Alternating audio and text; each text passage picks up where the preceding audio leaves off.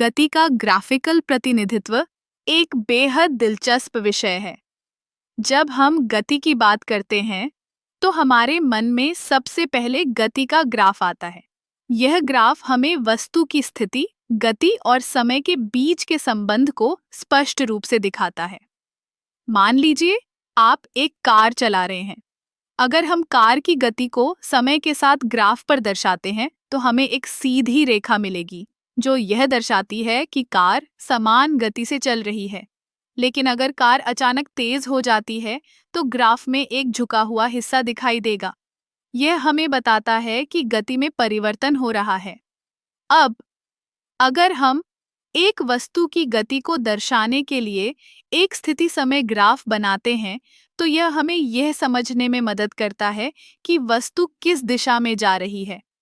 अगर ग्राफ ऊपर की ओर बढ़ता है, तो इसका मतलब है कि वस्तु आगे बढ़ रही है।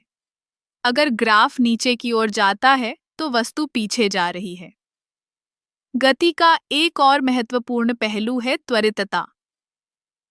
त्वरितता को दर्शाने के लिए हम गति समय ग्राफ का उपयोग करते हैं।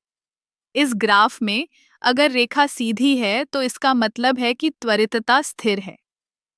लेकिन अगर रेखा झुकी हुई है, तो इसका मतलब है कि त्वरितता बदल रही है।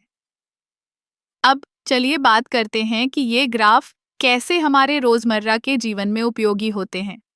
जब हम किसी खेल में भाग लेते हैं, तो हम अपनी गति को समझने के लिए इन ग्राफ्स का उपयोग कर सकते हैं।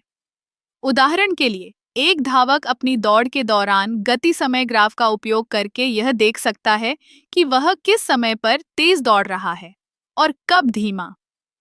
ग्राफिकल प्रतिनिधित्व न केवल विज्ञान में, बल्कि इंजीनियरिंग, खेल और यहाँ तक कि कला में भी महत्वपूर्ण है।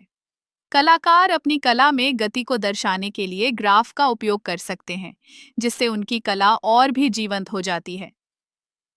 इस तरह, गति का ग्राफिकल प्रतिनिधित्व हमें न केवल विज्ञान के सिद्धांतों को समझने में मदद करता है, बल्कि यह हमारे जीवन के विभिन्न पहलुओं को भी रोचक बनाता है।